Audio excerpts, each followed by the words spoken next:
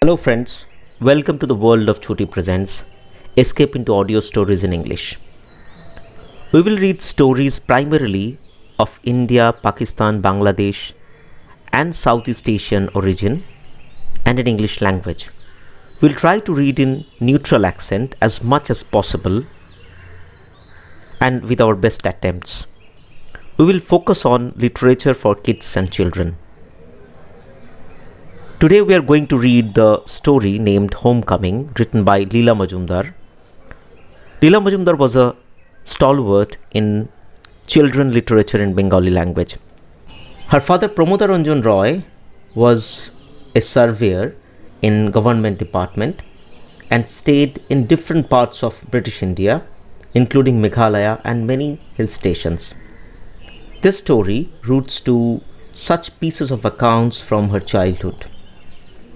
This story was first published in Bengali language in Sandesh as Barapani in 1970s and then was rewritten in English and also in Bengali with some changes and published in English as Homecoming and Barapani in Bengali language by National Book Trust.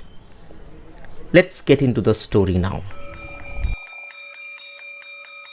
School closed for a week in autumn and everyone went picnicking to the lovely waterfalls or up among the pine trees.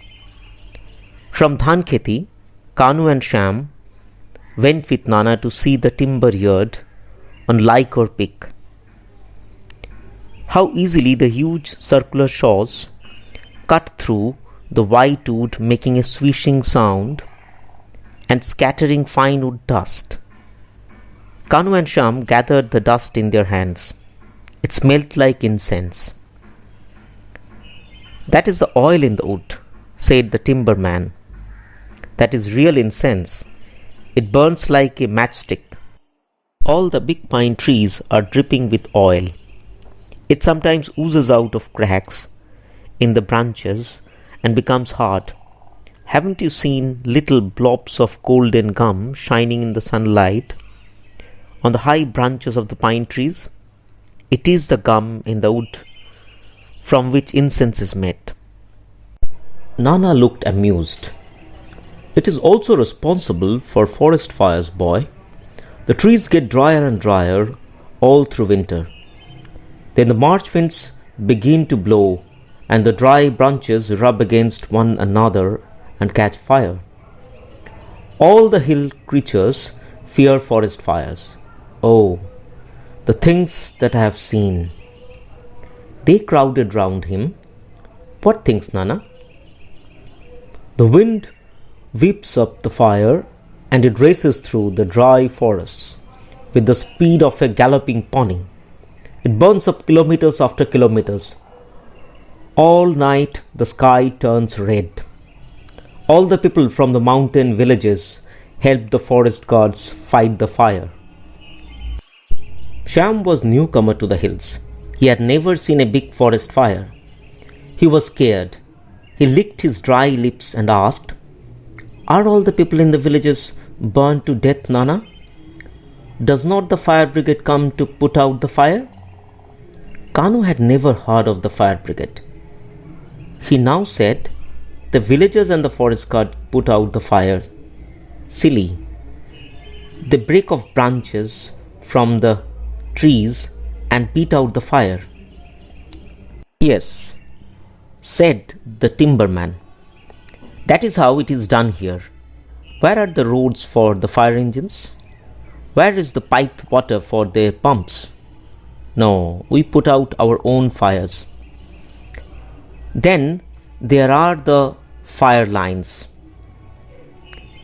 Shyam had seen the fire lines, of course, but he didn't know what they were for. Nana explained, "You can see the lumbering fire lines from the bend here. It is a broad, bare strip of land from the foot of the hill right up to the top of the running down the other side.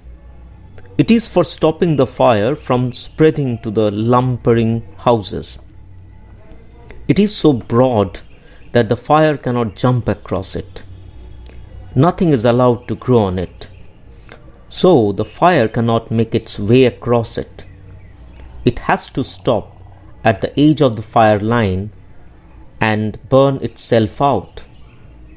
And all the houses are saved. Nana shook his head, remembering old fires. He said, "It is picnickers like us who often start forest fires. They throw away burning cigarette ends to the dry leaves, and in second they catch fire. Sometimes people make small fires to boil their tea, and the dry branches nearby are set ablaze. They are doing it all the time, the thoughtless fellows. A forest fire is a terrible thing, boy. I have seen wild animals crazy with fear, rushing out pell-mell, leopards and deer together, no one harming anyone else. Now, let us talk of something else. Forest fires make me sad." They went to look at the ropeway, which quickly brought down the cute timber from the mountain top to the warehouses. How thick the steel cables were! The loaded trolleys ran through them. There was no electricity at this height. The trolleys rolled down the cables due to the pull of gravity alone. After they were unloaded at the warehouses, the empty trolleys were pulled up again with chains. On their way back, they picked maidenhair fern from shady corners and the lovely silver fern, which leaves a white impression of itself if you press it on the back of your hand. They gathered honeysuckle creepers. The flowers are pale cream and small, and their sweet scent takes you by surprise. They came home with their arms full of wild flowers, which Kanu put down on mother's lap. Sham ran home with his flowers and ferns. Mother laughed, then cried, and held the honeysuckle to her nose. "Why, Kanu?" she said.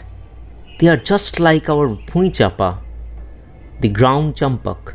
My father once went to the dense shagun forests in Burma.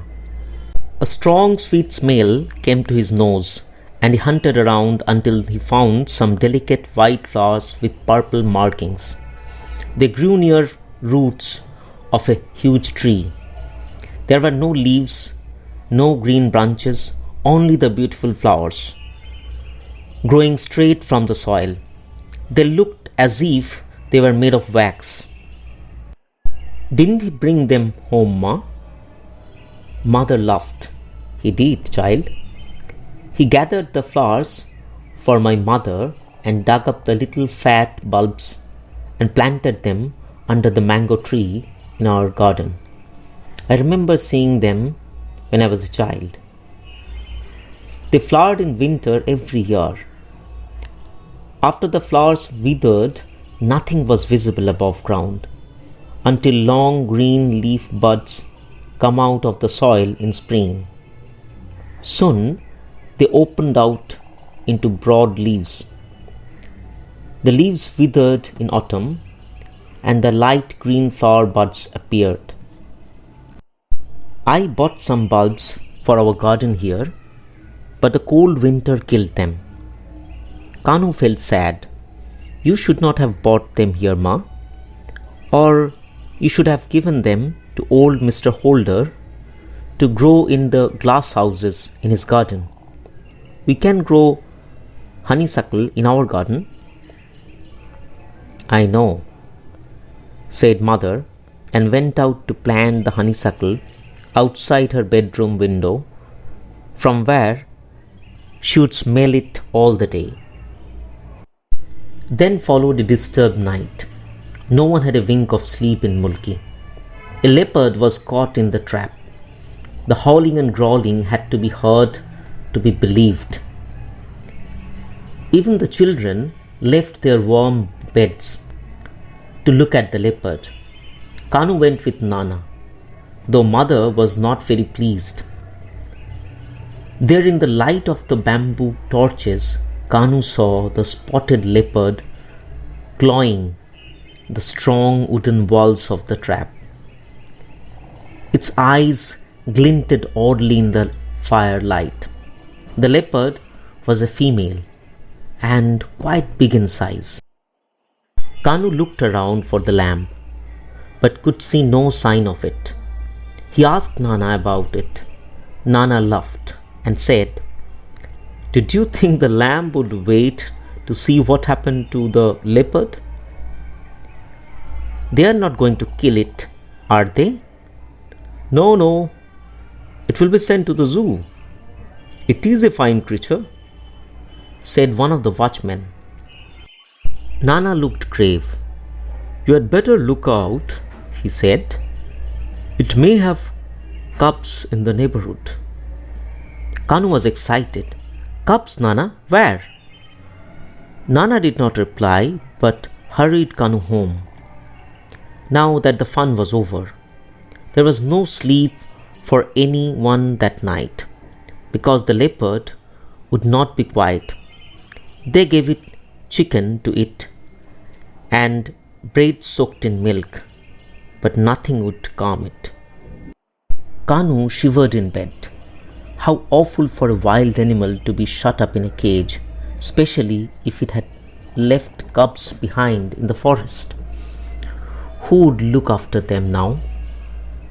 2 days later, Nana found 2 queer kittens at the edge of the forest.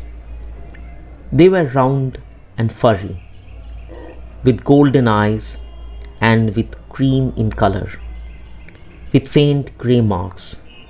They mewed and pawed and rolled about in the pine needles. Nana picked them up and brought them home. Mother took the dear little kittens on the lap and soaked their heads. She gave them a little bowl of milk, which they promptly overturned. She then took out Kanu's old feeding bottle and fed them by turns. How Kanu laughed to see them sucking away noisily. The whole house was amused, but not Bow Wow and Mew. They had to be tied up in the kitchen, where they bristled with fury. Mother said, "All animals hate strangers until they get used to them. These really are most unusual kittens." "They are not kittens," said Nana from the doorway. "They are leopard's cub. Would you like to keep them?" By this time, the 2 babies were curled up asleep on the rug before the fireplace in the sitting room. They looked like 2 balls of woolen. Mother was a little shocked. So that was why the mother leopard howled all the night. Let us look after them until the forest officers can arrange to send them to their mother. Kanu was disappointed. "We could keep them, Ma, instead of sending them away to be shut up in a cage in the zoo. Couldn't we?" The old milkman who came down from Laikar village every morning with the long hollow bamboo container filled with delicious cream-colored milk was shocked. "What do you mean? Keep leopard cubs in the house? Don't you know no one can tame the wild beasts of the forest? I found a little kitten in the middle of the forest fire long ago and took it home and brought it up. It got bigger and bigger and ate more and more until my wife and my old mother did not know what to do. But it had such endearing ways that everyone loved it. It soon grew larger, grey spots, and its yellow fur, and everyone knew what it was. Then one fine morning it chewed and swallowed my wife's pet hen, bones, feathers and all.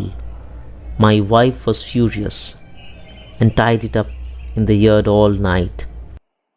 Next morning we felt sorry for the poor thing and went out to set it free, but it had chewed up the string with which it was tied and was gone. The new lamb had also disappeared. We never saw hide or hair of either of them again. You can't really tame wild beasts. Nana showed Kanu the huge bee's nest high up in the fir tree to make him forget the little leopard cubs. After the men from the forest office had taken them away to their mother. The nest looked like a huge ball, not quite round. It grew bigger every day, and Kanu noticed that a few drops of thin honey had fallen on the ground under the tree, and large black ants had collected there. Later, Ubin was stung by a bee, and the milkman warned mother that soon no one would be able to live in the house. The nest should be burned down. Nana was angry when he heard about it. Bees never harmed anyone unless they were disturbed. Ubin should not have tied the clothesline to the branches of the fir tree. Late at night, with mother's permission, the milkman brought some of the men from his village. A bamboo torch was made and tied to the end of a long pole. The nest was then set alight. It burned brightly, being full of wax. The bees flew about blindly in the dark. Some had their wings signed and fell to the ground. The burning nest then fell to the ground. The villagers put out the fire and carried the nest away. Kanu cried and would not drink his milk. Nana scolded him and reminded him of the ants he had drowned by pouring water into the ant hole. Then Kanu cried for the poor ants as well. He knew Nana was feeling sad. "Spiders are bad," said Kanu. "They eat dragonflies. Birds are bad. They eat butterflies. Little boys are just as bad," says Nana. "They eat the poor little fish and chickens and the lambs. Somebody is always eating somebody else in the world. Now drink your milk and go to sleep." For a long time, Kanu missed the cubs. Bow Bow and Meow, on the other hand, seemed highly pleased. They gamboled and fussed about rooms, sniffing at all the corners where the cubs had been. Mother knew Kanu was missing the cubs.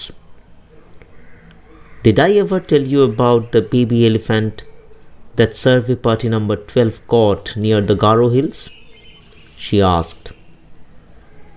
Kanu smelt a story and drew near her. "No, what happened? Where is the baby now?" "Working hard, I should think, safe and sound somewhere. Elephants are so costly that people always take the greatest care of them, wherever they are." Survey party number 12 was Bapu's own party. "Did Bapu see the baby?" asked Kanu. "Sure, he did. They had not really gone out to trap a baby elephant. They were taking measurements of the hills and streams in the dense forests. Some of the men returning to the camp in the evening spoke of a dangerous elephant which had chased them. "Was there a herd or only a single elephant?" asked Bapu. "A single one. We did not see any herd." The surveyors knew that a single elephant was often mad and very dangerous. They began to move about very carefully, in twos and threes, armed with big guns. The next day, when the elephant again attacked a small party, they shot the poor beast. It fell down the bank from the road. The following morning, people passing by were astonished again to hear elephant sounds. Bapu went down the bank with some men, and there was a baby elephant trying to push its mother up. The baby had hurt its foot and was a little lame. Bapu realized that the poor mother elephant must have thought the surveyors wanted to harm the baby. That was why it used to attack them. Everyone felt sad. They bandaged the baby's foot and gave it sugarcane to chew. Later, they brought it to the camp and trained it. At first, it was so ticklish that it could not bear to be touched. They scrubbed it hard to cure it of being ticklish. Bapu said it used to wriggle and squirm and sounded as if it were laughing its head off. At last it was cured and could carry small loads on its back without feeling ticklish. It was so playful that everyone loved it. It used to creep up silently from behind a bush and suddenly push down whoever was standing there. You will be surprised how softly and silently huge elephants move. They called the baby Raghubir. It is still with survey people. Though the end of the story was happy, Kanu did not like to think of the poor mother elephant, who was only trying to save its baby, and trying to kill poor survey men in doing so. "Don't forget that," said Nana. "Come now, I shall tell you the happy story of a black-faced monkey's baby. It happened in Benares. My mother had gone there with a big party of pilgrims from the hills there. They were astonished at the crowd jostling in the streets, the stone steps going down to the river, the hundreds of boats, the delicious milk sweets which cost so little. They went sightseeing and loved everything except the herds of black-faced monkeys which swarmed everywhere. Many houses had wire netting over their courtyards to keep the monkeys out. Hanumans, they called them. No one killed them.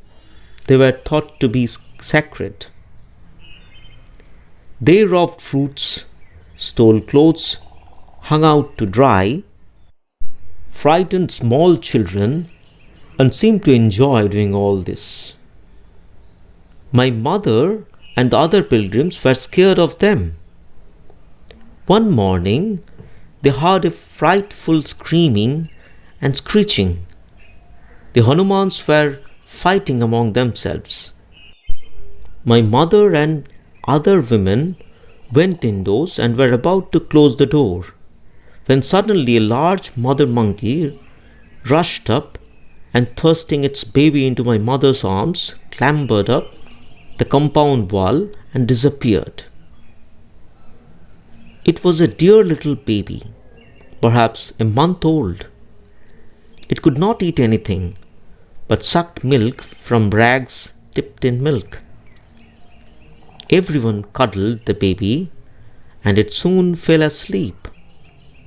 Later in the evening, my mother was astonished to see the mother Hanuman standing upright near the doorway. It was standing with its hands folded, looking almost like a human being. Mother put the baby into its arms and it clambered up the wall and went away with the baby clinging to its body. But why, Nana? Didn't you know that sometimes fierce male animals attack little babies? Or maybe an enemy horde had attacked them? Anyway, the mother monkey knew its baby would be safe with this woman. Don't you like the story? Yes, said Kanu, and snuggled up to his own mother. Mothers are nice, he thought.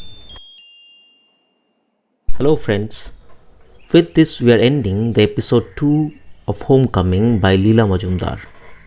Please tune into Chhuti Presents Escape into Audio Stories for other episodes. Till then, goodbye and stay in touch.